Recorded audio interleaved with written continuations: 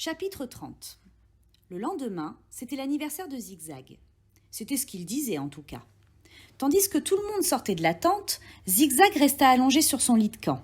« Je fais la grasse matinée parce que c'est mon anniversaire, dit-il. Un peu plus tard, il se glissa devant Calamar dans la file du petit déjeuner et Calamar protesta en lui disant de se mettre derrière. « C'est mon anniversaire, répondit Zigzag. Et il resta où il était. « Ce n'est pas ton anniversaire, dit Aimant qui se trouvait derrière Calamar. « Si, justement, répliqua Zigzag, le 8 juillet. » Stanley était derrière Aimant. Il ne savait pas quel jour de la semaine on était, encore moins la date. On pouvait très bien être le 8 juillet, mais comment Zigzag l'aurait-il su? Il essaya de calculer depuis combien de temps il était arrivé au camp du lac Vert et si vraiment on était le 8 juillet. « Je suis arrivé ici le 24 mai, dit-il à haute voix. Ça veut dire que j'y ai passé 46 jours, dit Zéro. Stanley en était encore à essayer de se rappeler combien de jours il y avait en mai et en juin. Il jeta un regard à Zéro. Il savait qu'il fallait lui faire confiance quand il s'agissait de calcul. 46 jours. Il avait plutôt l'impression d'en avoir passé 1000. Il n'avait pas creusé de trou le premier jour et il n'en avait pas encore creusé aujourd'hui. Ce qui signifiait qu'il avait creusé en tout 44 trous, si vraiment c'était le 8 juillet. « Est-ce que je pourrais avoir un carton de jus d'orange en plus ?» demanda Zigzag à Mister Monsieur. « C'est mon anniversaire !» À la grande surprise de tout le monde, Mister Monsieur le lui donna. Stanley planta sa pelle dans le sol. 45e trou. « Le plus dur, c'est le 45e trou, » dit-il. Mais ce n'était pas vrai, et il le savait. Il était beaucoup plus fort à présent que lorsqu'il était arrivé.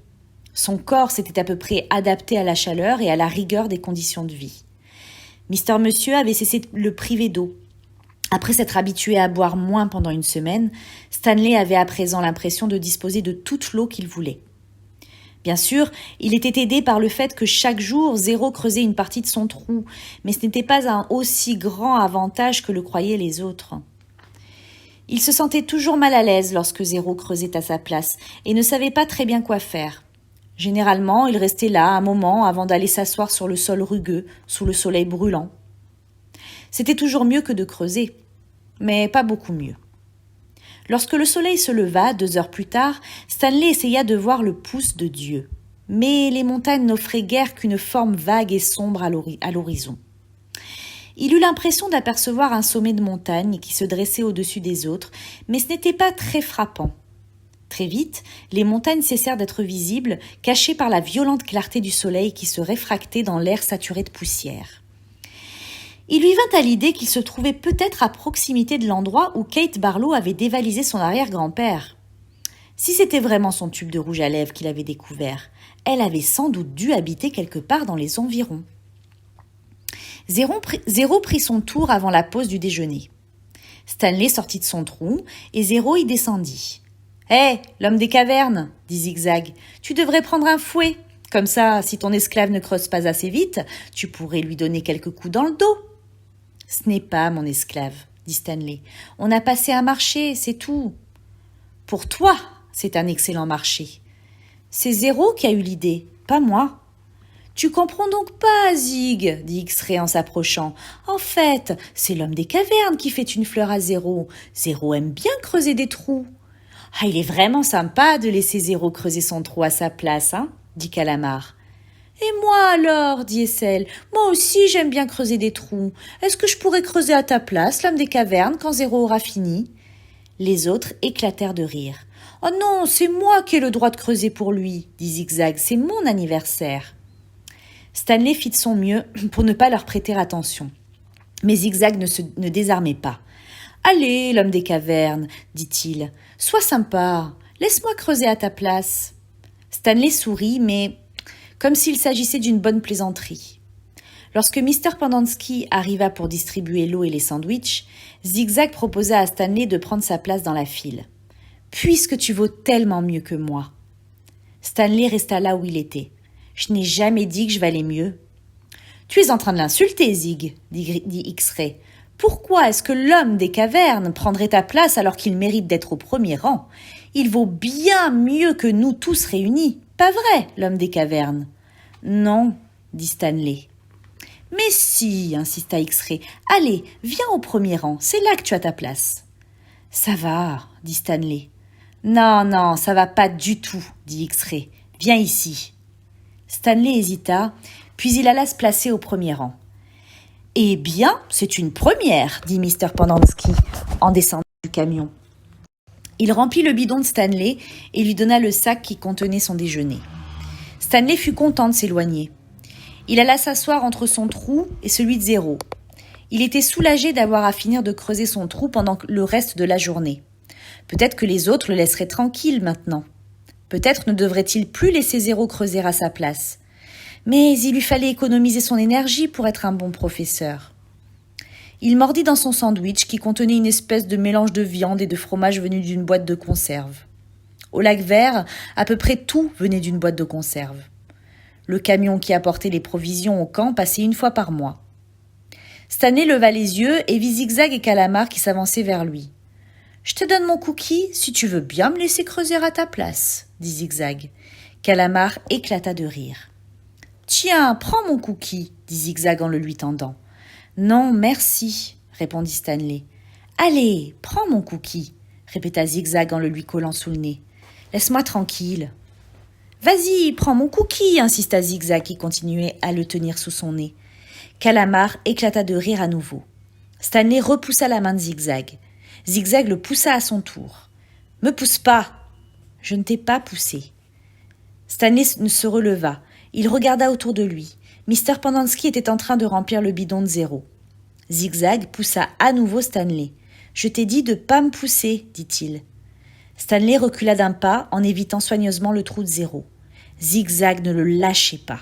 Il poussa Stanley une nouvelle fois en répétant « Arrête de me pousser !»« Laisse tomber, » dit Essel qui arrivait en compagnie d'Aimant et de X-Ray. « Pourquoi donc ?» répliqua sèchement X-Ray. « L'homme des cavernes est plus grand, il peut se défendre tout seul. »« Je ne cherche aucun ennui, » dit Stanley. Zigzag le poussa brutalement. « Mange mon cookie, » dit-il. Stanley fut content de voir Mr. Pendanski venir vers eux en compagnie de Zéro. « Ah, salut, man !» dit Essel. « On était en train de s'amuser un peu. »« J'ai vu ce qui s'est passé, » dit Mr. Pendanski. Il se tourna vers Stanley. « Vas-y, Stanley, dit-il. Défends-toi, frappe-le. Tu es plus fort que lui. » Stanley regarda Mr. Pendanski d'un air stupéfait. « Donne une leçon à cette brute, » dit Mr. Pendanski. Du plat de la main, Zigzag frappa Stanley à l'épaule. « Allez, donne-moi une leçon !» lança-t-il sur un ton de défi. Stanley fit une timide tentative pour frapper Zigzag. Une pluie de coups de poing s'abattit alors sur sa tête et son cou. D'une main, Zigzag le tenait par le col et le frappait de son autre main. Le col se déchira et Stanley tomba en arrière. « Ça suffit maintenant !» cria Mr. Pendanski. Mais ce n'était pas assez pour Zigzag. Il sauta sur Stanley, allongé par terre, et le piétina. « Stop !» cria Mr. Pendanski. Stanley avait un côté du visage plaqué contre le sol. Il essaya de se protéger, mais les poings de Zigzag lui martelaient la tête comme pour l'enfoncer dans la terre. Tout ce qu'il pouvait faire, c'était attendre que ce soit fini. Soudain, Zigzag le lâcha. Stanley réussit à lever les yeux et vit que Zéro serrait dans son bras replié le long cou de Zigzag. Zigzag émit un borborigme en essayant désespérément de se dégager. « Tu vas le tuer !» s'écria Mr. Pendanski. Mais Zéro continuait de serrer. Alors Essel fonça sur lui et parvint à libérer Zigzag de l'étranglement que lui faisait subir Zéro. Tous trois tombèrent sur le sol en s'écartant les uns des autres. Mr. Pendanski sortit son pistolet et tira un coup de feu en l'air. Les autres conseillers d'éducation se précipitèrent en courant. Ils venaient du bureau, des tentes où se trouvaient déjà sur le lac. Tous avaient leur pistolet à la main, mais ils le remirent aussitôt dans leur holster quand ils virent que l'incident était terminé. Le directeur sortit de sa cabane et s'approcha. « Il y a eu une bagarre !» expliqua Mr. Pendanski. « Zéro a failli étrangler Ricky. » Le directeur regarda Zigzag qui se massait le cou en penchant la tête de tous côtés. Puis elle se tourna vers Stanley qui était de toute évidence en très mauvais état. « Qu'est-ce qui t'est arrivé ?» demanda-t-elle. « Oh, rien, ce n'était pas une bagarre. » Ziggy était en train de frapper l'homme des cavernes, dit Essel. Là-dessus, Zéro a commencé à étrangler Zigzag et c'est moi qui les ai séparés. Tout était fini avant que m'en tire le coup de pistolet. « Ils ont eu un peu trop chaud, » c'est tout, dit X-Ray. Vous savez comment c'est, à force de rester au soleil toute la journée. Les gens finissent par avoir chaud, pas vrai?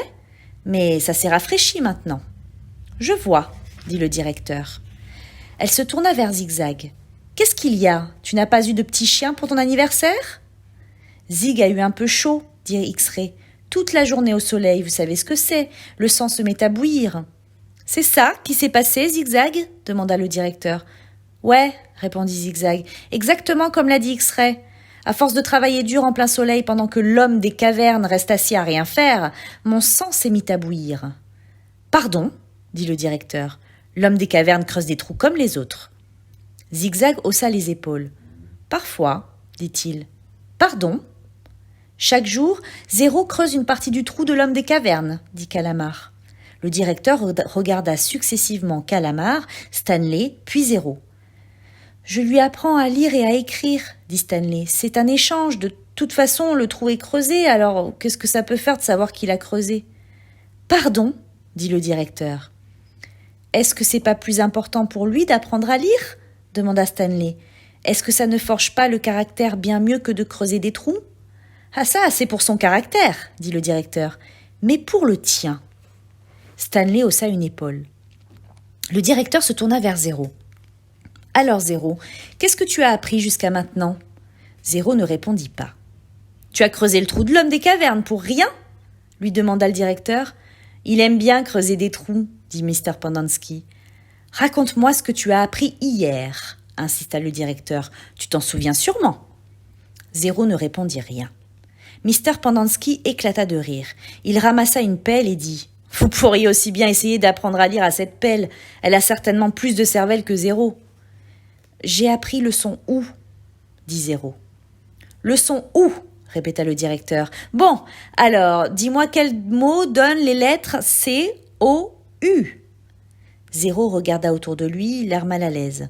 Stanley était sûr qu'il connaissait la réponse, mais Zéro n'aimait pas répondre aux questions. Coup, dit Zéro. Mr. Pendanski applaudit. Bravo, bravo, ce garçon est un génie, s'exclama-t-il. Et les lettres F, O, U, qu'est-ce que ça donne comme mot? Demanda le directeur. Zéro réfléchit un instant. Stanley ne lui avait pas encore appris le son F. F, murmura Zéro. Fou. Et les lettres H, O, Q. H, O, U, demanda le directeur. Stanley ne lui avait pas encore appris le son H. Zéro se concentra, puis il répondit. Chou. Les conseillers éclatèrent de rire. « C'est vraiment un génie, dit Mr. Pendanski. Il est tellement stupide qu'il ne s'en aperçoit même pas. » Stanley ne savait pas pourquoi Mr. Pendanski en voulait tellement à Zéro. S'il avait pris la peine d'y réfléchir, il se serait rendu compte qu'il était très logique pour Zéro de penser que la lettre H donnait le son ch. Bon, alors, à partir de maintenant, je ne veux plus que qui que ce soit creuse le trou de quelqu'un d'autre, dit le directeur, et finis les leçons pour apprendre à lire. Je ne creuserai plus de trous, dit Zéro. Très bien, approuva le directeur. Elle se tourna alors vers Stanley. Tu sais pourquoi on vous fait creuser des trous? C'est pour votre bien. Ça vous donne une leçon. Si c'est Zéro qui creuse ton trou à ta place, tu n'apprendras pas la leçon.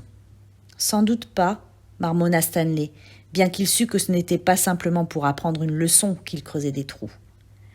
Le directeur cherchait quelque chose qui avait appartenu à Kate Barlow l'embrasseuse. Pourquoi est-ce que je ne pourrais pas creuser mon trou et continuer quand même à apprendre à lire à Zéro? Demanda Stanley. Qu'est-ce qu'il y a de mal là-dedans? Je vais te dire ce qu'il y a de mal là-dedans, répondit le directeur. Ça ne peut créer que des ennuis. Zéro a failli tuer Zigzag. C'est stressant pour lui, dit Mr. Pendanski. Je sais que tu as de bonnes intentions, Stanley, mais regarde les choses en face. Zéro est trop bête pour apprendre à lire. C'est ça qui lui fait bouillir le sang, pas le soleil. Je ne creuserai plus de trous, répéta Zéro. Mr. Pendanski lui tendit sa pelle. Tiens, prends ça, Zéro. Tu ne sauras jamais rien faire d'autre. Zéro prit la pelle, puis il la brandit soudain comme une batte de baseball. La plaque de métal fendit l'air et frappa Mr. Pendanski en plein visage. Ses genoux fléchirent. Il était déjà évanoui avant même de s'effondrer sur le sol. Les conseillers dégainèrent aussitôt leurs pistolets. Zéro tenait la pelle devant lui, comme s'il avait l'intention de s'en servir pour repousser les balles. « Je déteste creuser des trous, dit-il. Puis il recula lentement. « Ne tirez pas, dit le directeur. Il ne peut aller nulle part et c'est vraiment pas le moment de nous coller une enquête sur le dos. » Zéro continuait de reculer. Il passait entre les trous en s'éloignant de plus en plus. « Il faudra bien qu'il revienne chercher de l'eau, dit le directeur. Stanley vit le bidon de Zéro qui était resté sur le sol près de son trou. 2 autres conseillers aidèrent Mr. Pendanski à se relever et l'emmenèrent dans la cabine du camion. Stanley regarda dans la direction où Zéro était parti, mais il avait déjà disparu dans la brume de chaleur. Le directeur ordonna aux conseillers de se relayer pour surveiller jour et nuit les douches et la salle de destruction. Il ne fallait surtout pas que Zéro puisse revenir boire de l'eau. Lorsqu'il serait de retour, il devrait le lui amener directement. « Il faudra bientôt que je repasse une couche de vernis, dit-elle en examinant ses ongles. Avant de partir, elle annonça aux 6 garçons qui restaient dans le groupe D qu'ils devraient continuer à creuser 7 trous chaque jour.